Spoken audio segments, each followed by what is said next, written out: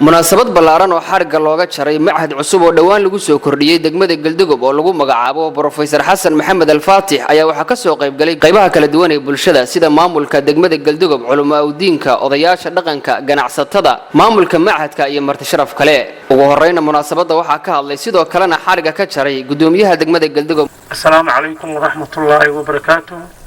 Galdogob bardu wax badan iska weydiin mayna ama machad la furay ha noqoto ama jaamacad ha noqoto ama daqan jabinaysa ha noqoto waxaad moodaa waxbarashada dee awalba deegaanka Galdogob sal buu lahaa weyn.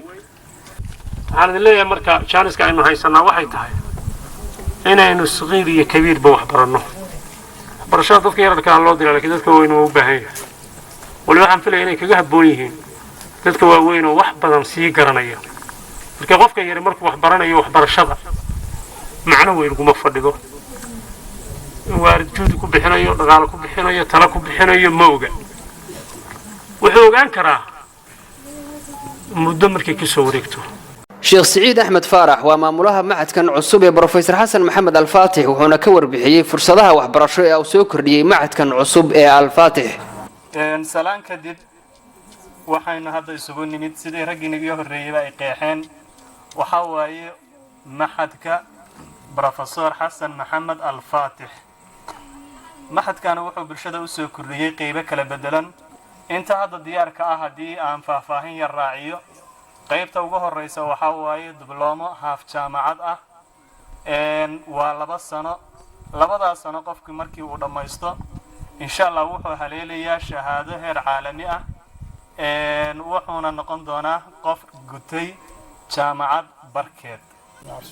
Cabdulqaadir Khaliif Xaashi oo ku hadlaya magaca ganacsatada ayaa kula ballamay maamulka machadkan cusub ee Professor Xasan Maxamed Al-Faatix inay ka dhabeeyaan ballanqaadkooda si ay bulshadu u hesho dad wax bartay oo tayaysan.